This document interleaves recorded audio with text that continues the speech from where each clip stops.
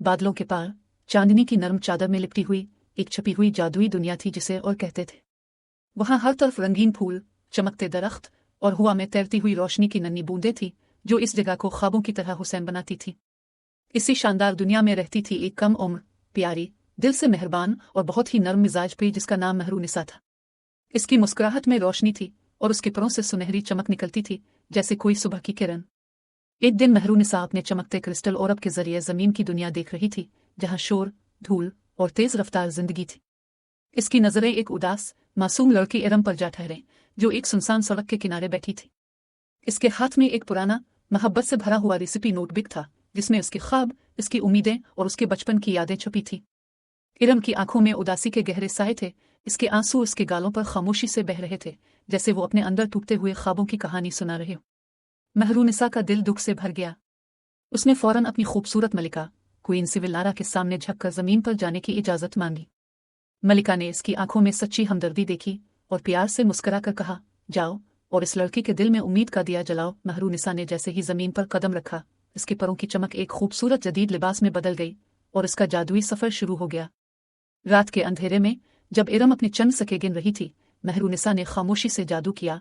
इसके food card का टूटा हुआ पहिया खुद ब खुद ठीक हो गया और फिर इसके नोटबुक में सुनहरी चमकती हुई रेसिपीज खुद ब खुद लिखने लगी। वो रेसिपीज ऐसी थी जो किसी ने कभी ना देखी थी, ना चखी थी। सुबह होते ही इरम ने अपना फूड कार्ड नया, साफ और मजबूत देखा जैसे किसी ने इसमें नई जान डाल दी हो। लोग आना शुरू हुए, सब ने इसके खाने का जायका चखा और उनके चेहरों। फिर एक दिन महरूनिसा ने एक पुरानी बंद दुकान को अपनी जादुई रोशनी से कैफे नूर में बदल दिया। पुराना फर्नीचर हुआ में ओढ़ा, खुद अपनी जगह पर बैठ गया और दरवाजे पर एक चमकता हुआ साइन बोर्ड लगा जिस पर लिखा था कैफे न्योर। जब इरम ने अंदर कदम रखा, उसकी आंखों में खुशी के आंसू थे और दिल में एक नया ख्वाब जाग उठा था। कैफे नूर खुलते ही लोग कतारों में लग कर आने लगे, हर प्लेट से खुशबू और रोशनी निकलती और इरम मोहब्बत से सबको खाना देती। इसकी नानी अम्मा ने इसे गिले लगाकर कहा, इरम, तुझ पर नाज है, तूने अपने ख्वाब सच कर दिखाए। इरम हंसती, बच्चों को कपकेक्स देती और खिड़की से झांकते गरीब बच्चे को मुस्कुराकर फ्री खाना देती। एक शाम जब सब कुछ ठीक लग रहा था, इरम ने अचानक महरूनिसा के असली परों की झलक देख ली।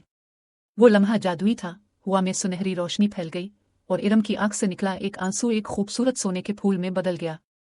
महरूनिसा ने इरम का हाथ थामा, इसके दिल में उम्मीद और मोहब्बत की रोशनी भरी और कहा, तुम खुद एक रोशनी हो, कभी हिम्मत ना हारना। फिर महरूनिसा आहिस्ता आहिस्ता ऊपर की तरफ उड़ गई, अपनी जादुई दुनिया की तरफ, और इरम ने इस सोने के फूल को अपने दिल से लगा लिया। 1 साल बाद कैफे नूर सिर्फ एक कैफे नहीं बल्कि उम्मीद की किरण बन चुका था। इरम अब छोटी बच्चियों को कपकेक्स बनाना सिखाती, उनके ख्वाब संभालती और उनके चेहरों पर मुस्कुराहटें बखेरती। एक नन्ही बच्ची ने मासूमियत से पूछा, इरम आपी, क्या परियां असली होती हैं? तो इरम ने प्यार से मुस्कुराकर अपने दिल पर हाथ रखा और कहा, यहाँ होती हैं, हमारे दिल में, ऊपर आसमान में।